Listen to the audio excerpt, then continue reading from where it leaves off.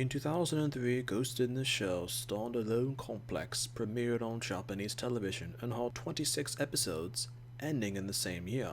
The English broadcasting period was considered from the time originally broadcasted in the United States from 2004 through 2005. This is important as during the time when Standalone Complex was first and originally broadcasted in the United States, it was viewed as one of the most thought-provoking and in-depth anime series to have ever been broadcasted up until that time during the early 2000s in America. In Season 1, Episode 10, A Perfect Day for a Jungle Cruise, or in the translated sense, just Jungle Cruise, had Marco Amereti, a former American Imperial Naval officer turned serial killer, arrived in Japan and for the past 2 months had been murdering women by slicing their skin off their torsos and upper chest in the form of a t-shirt. The exact method as graphically depicted in the episode had Amereti luring the women to different locations where he would tie them down. Then he would actually hack their optical implants, and they, the victims, would see what he was about to do to them from his point of view.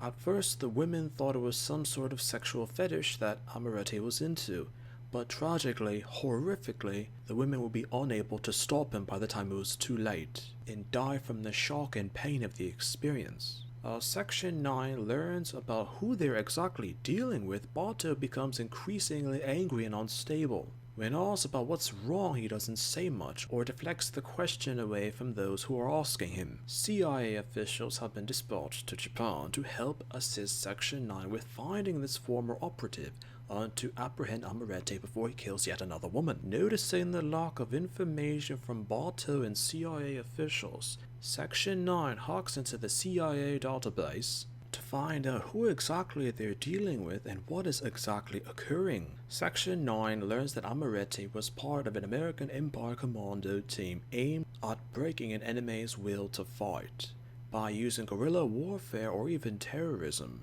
Details had it in the episode that there was rape, murder, devastation, and even skinning civilians while they were still alive. Batou, who through events in the Standalone Complex series had seen through first-hand experiences the horrors of the CIA operations and American imperial espionage, later resolves to stop Amereti by any means possible. Other members of Section 9 are actually worried about Batou's erratic behavior, that he will actually kill Amereti instead of simply arresting him.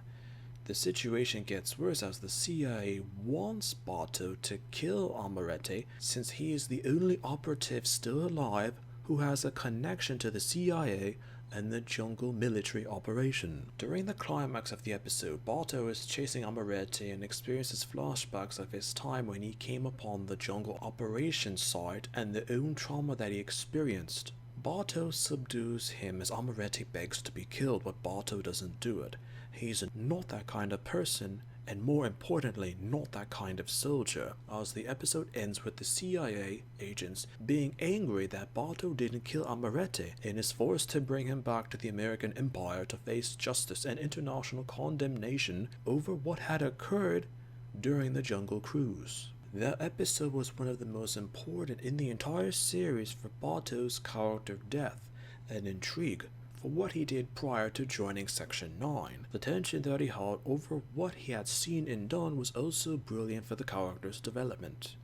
And the entire situation of the episode had lots of controversy for more than a few reasons. The episode was also considered the most graphic in the entire series, from the subject matter discussed among characters to the actual scenes of violence depicted in the episode. The episode was so controversial and so graphic that it was banned in Canada due to the graphic content depicted in the episode as mentioned, and was later rebroadcasted at another time. In the United States, a disclaimer was displayed before the episode was originally aired, and was the only episode of Ghost in the Shell Standalone Complex to have such a warning before airing. There was nothing like this technically in the original manga of Ghost in the Shell, but the story was custom written for the series, and at the time it was considered a graphic portrayal of United States secret operations abroad militarily, and it was considered one of the best episodes that depicted Batou as a supporting character in all of the Ghost in the Shell